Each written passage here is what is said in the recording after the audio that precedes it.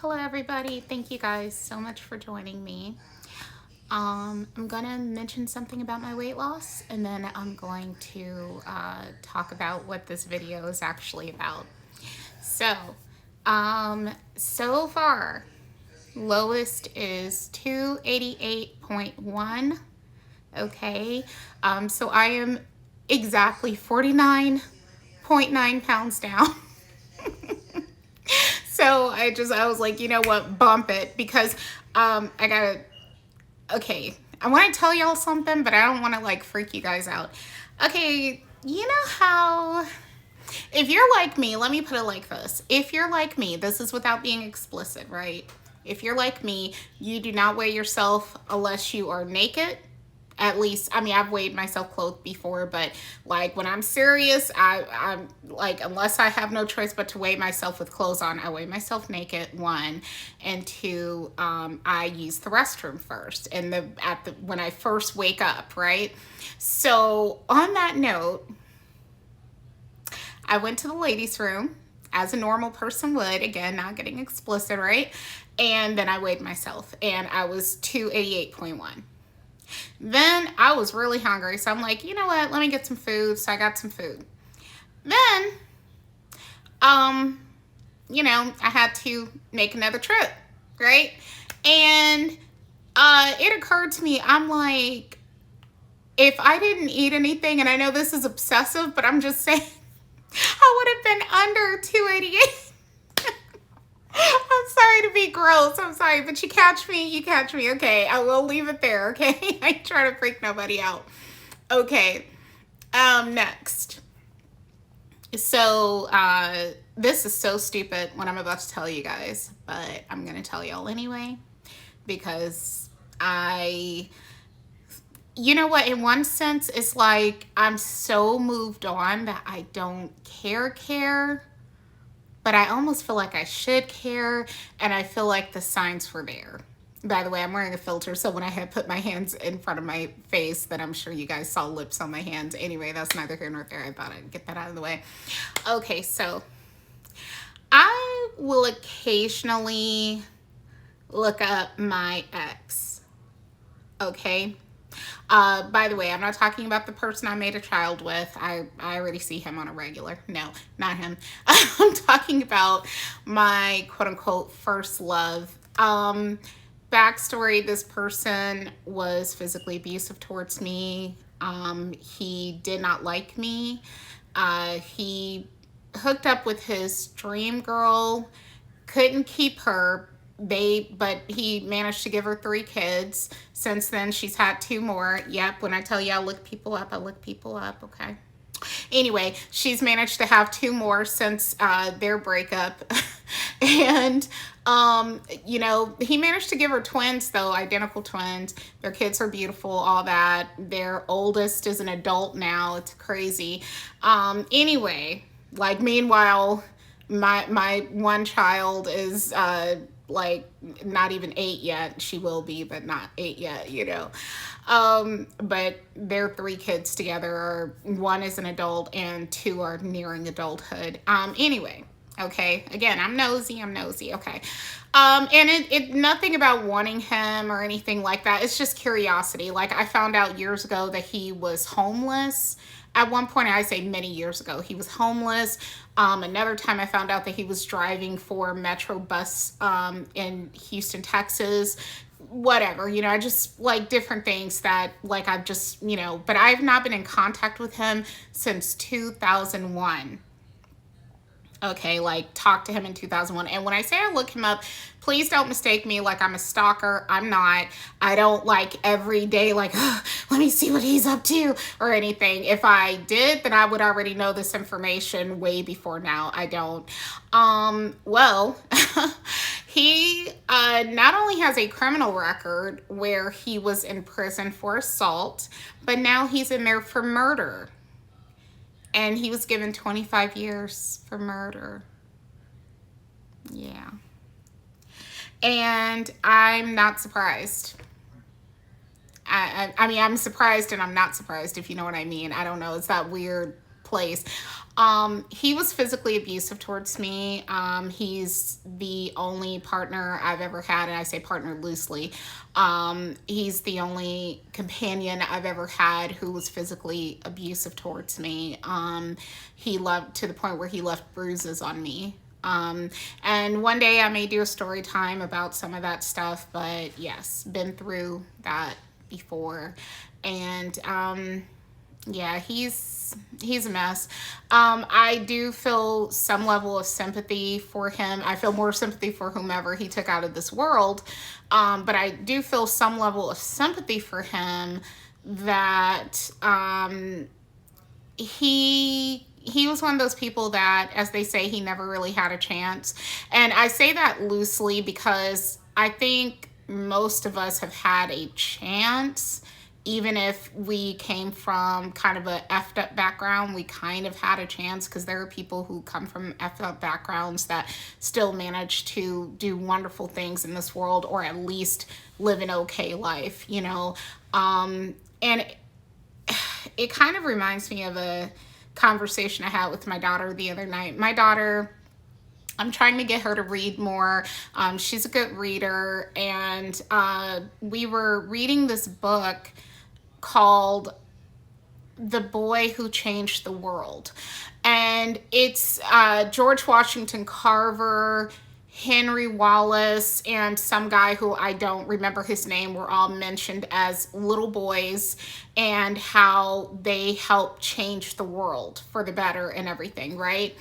Well, anyway, and it's by a man named Andy Andrews, I think, is who wrote this book. Anyway, here's why I mention it. I was talking to my daughter about how, like, different things you do can have a positive or negative effect on people. You know, you being kind to someone. I've come on here and talked about little things about, like, for instance, me getting carded, rarely, but still, when I get carded, it makes my day. Hell, it makes my week. It makes my life.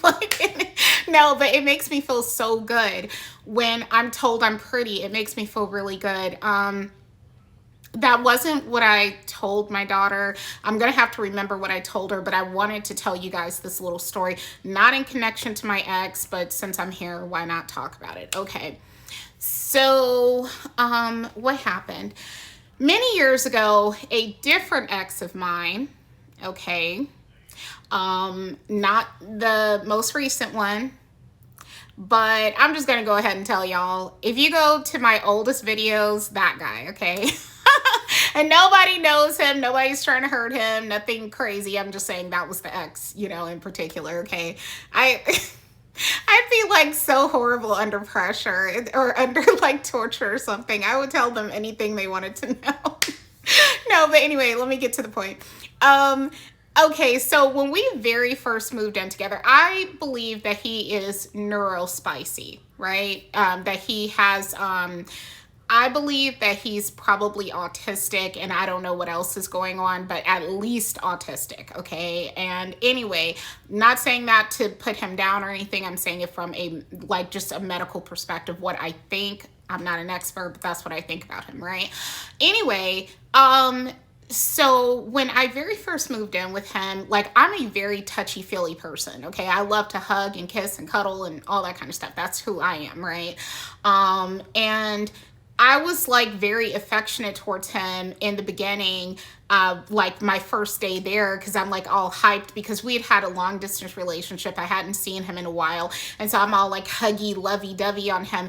And he screamed at me one time, and he says, like, God, is it gonna be like this? I don't think I could take this, but, like, like, angrily. And again, I suspect that he is autistic, and that's one of the things that autistic people can sometimes, autistic males in particular, can be very funny about touch and stuff. You can look it up for yourself, whatever.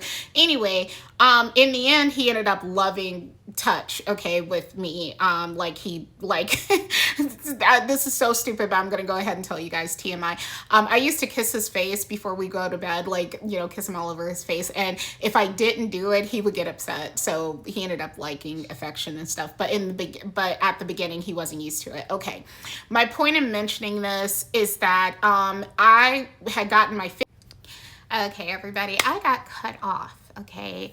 But I was talking about how, like, I had this ex, that I mentioned where you could see, you know, us and everything. And if you keep going through the videos, you can see him being all affectionate with me. So again, I suspect that it was autism, not that he, you know, wasn't quote unquote attracted to me or whatever you want to call it, why he was being that way. Like I said, I'm very touchy-feely. But I was mentioning how he had lashed out on me our first day together because I'm all being clingy or whatever. That's what he was annoyed by. He felt like I was being all clingy, which I am clingy. You know, when I you know, think you're my partner, I'm going to be clingy towards you, you know, and he's the only person who's ever complained about it. And again, I suspect he's autistic. Anyway, why I'm mentioning this is because what happened. So I got my feelings hurt because I'm very sensitive. Like, let me clarify. You could come on here and call me every name in the book and I can laugh and genuinely find your attempt at abusing me funny. Okay, that true story, not making this up. Okay, I'm not saying that I'm incapable of getting offended by what somebody says. It's just that for the most part, like, if I don't have any kind of connection to you, it's more difficult for you to be offensive towards me. Meanwhile, if we have a connection, so I think, and you say something fucked up to me, then that's more likely to get under my skin. Okay? Hope that makes sense. So, you know, I was hurt by what he said, obviously, whatever. And then my mom and I had taken the Amtrak together to get to his place, you know, from Houston to where he lives. I won't get too descriptive, but whatever. It's way out of state. And, you know, she accompanied me on this, you know, because I was moving up there for just a few months or whatever. And this was many years ago, obviously. Again, if you go back and look at the old videos, this was 13 years ago. Okay, over 13 years ago now.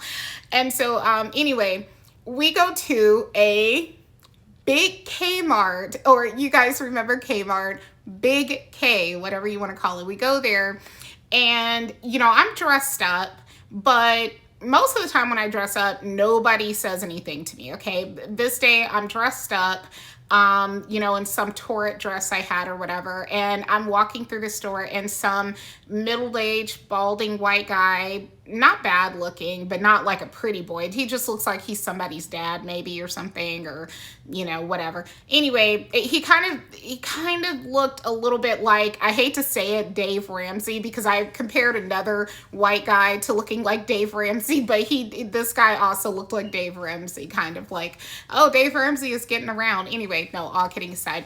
So I passed by him in the store, no big deal. Then I'm in the parking lot and I'm like, he was taking carts and I had gave him my cart and he said, I just have to tell you, you are so pretty. And that's what he had said to me. Like, I forget, you know, he was saying like how pretty I was. And I just started laughing and I told him, I said, thank you so much. And he's like, you're so pretty. And, you know, he said something to my mom about it. And like, she is just so pretty, da da da da, whatever. And I told him, I said, you have no idea how much I needed to hear that. Okay. So, you know, about kindness in particular, you just never know like how much it can affect people and so on and so forth. And I was originally talking about my killer ex-boyfriend, bless his heart, you know, who I felt like never really had much of a chance. But also, I mean, you know, some of us deal with more adversity than others, but at the same time, you know, I remember what I was going to tell my daughter, and I'm going to say it here. Something may not be your fault, but it doesn't mean it's not your responsibility. That's what I told her. It may not be your fault, but it's still going to be your responsibility if it's something that affects you. Okay? and whatever that is. And in the case of my ex, the killer dude, is that, you know, he could have gone a different path than the one that he chose, and he didn't. And that's unfortunate.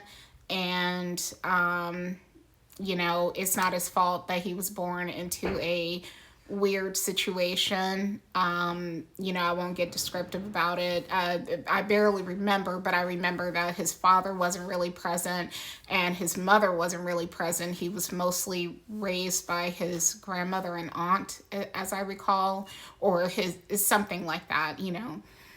And that sucks, but it was his responsibility to do better in life, and he didn't. So there's that.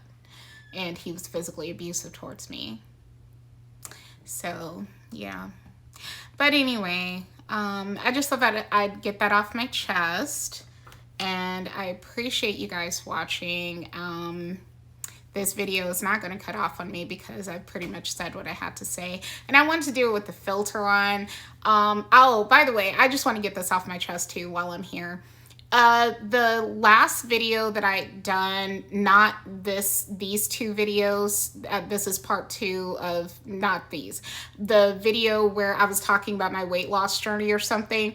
I have a dry patch on my cheek in that video. And I was like, ugh, like, brother, ugh. No, anyway, but I remember I've been using retinol. So that retinol tears my skin up. It turns my face into frosted flakes, okay? So, I mean, it does great things, but there is a period where my skin is adjusting, where I will get super dry and peely skin. And I'm like, damn, even with moisturizer, that happens. So I just wanted to get that off my chest. And that's a part of why I'm wearing a filter now, is because my skin was looking kind of patchy, flaky and stuff because of the retinol stuff that I've been using. So anyway, thank you guys so much for watching, and I wish you all well. Take care. Bye.